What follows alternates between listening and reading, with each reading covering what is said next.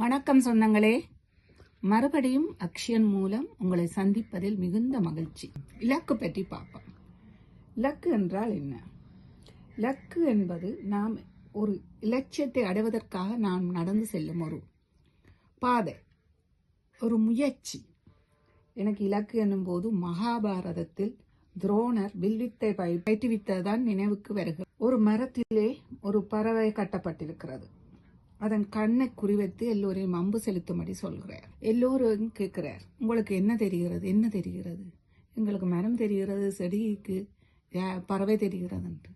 ஆனால் அர்ஜுனன் மனை கேட்டபோது எனக்கு பறவையின் கண் மட்டும்தான் தெரியும். அவன் அதோடு நின்று விடவில்லை. இரவிரவாக பயிற்சி செய்து தான் ஒரு வில்வித்த வீரனாக வேணும் என்று தன் இலக்கை அடைந்தார். இலக்கு என்பது நாம் அடைவதற்கு சில சமயம் பல தடங்கல்கள் ஏற்படும்.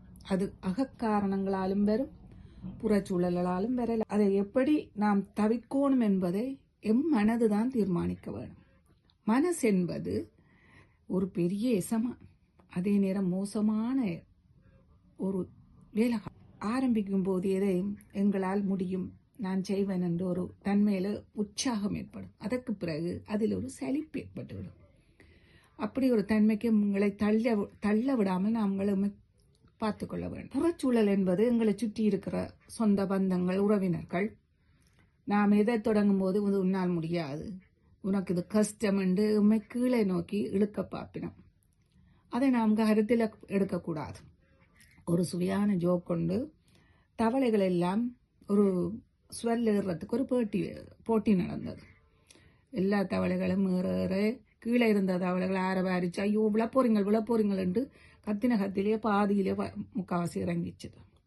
ஒரு தவளை மட்டும் சுவரின் உச்சி அடைஞ்சிட்டு. இப்போ கேட்டுச்சு, நம்ம என்னென்னு நீ மேலே போட்ட?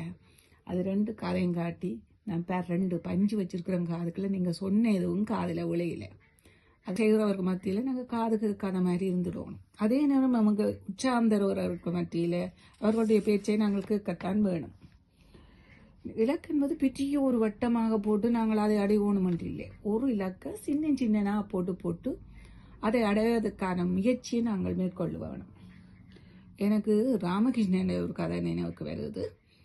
ராமகிருஷ்ணர் ஆசிரமத்தில் லட்டு செய்யப்பட்டது.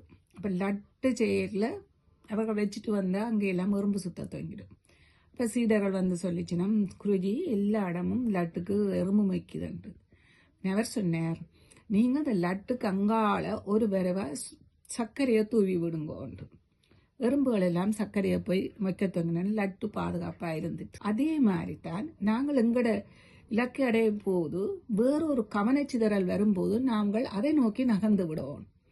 அந்த நகர்வுக்கு நாங்கள் ஆட்கொள்ளக்கூடாது. எங்கட இலக்கு என்ன என்பதை மட்டும்தான் நாங்கள் நோக்க வேணும். உன்னால் முடியும் என்பது இறைவன் எங்களுக்கு எல்லோருக்கும் ஒரு சக்தியை தந்திருக்கிறான். பாருங்க, ஒரு தூக்கணாங்குருவி கூட ஒரு அழகான கூடு கட்டுது. அந்த கூட்டின் அமைப்பை பார்த்தால் ஒரு இன்ஜினியர் கூட வடிவமைக்க முடியாது. 3 அறைகள் இருக்கும். ஒன்று முட்டை போட, அப்புறம் ஆண் குஞ்சு இருக்கிறதுக்கு. அப்படி அந்த தூக்கணாங்குருவின் கூட்டில இருக்கிறதும் அது ஒரு மரத்தில் ஒரு சொட்டு விழுந்துரு மாதிரி கட்டி வைக்குது. அதுக்கு அந்த திறமையை யார் கொடுத்தது? அது மாதிரி எங்கள் ஒவ்வொருத்தருக்கும் ஒவ்வொரு திறமை இருக்கிறது. அதை நாங்கள் கண்டுபிடிக்கணும்.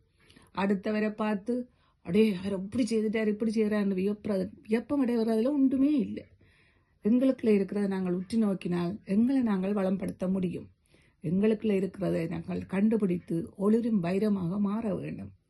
என்ன தேடி பார்ப்போமா?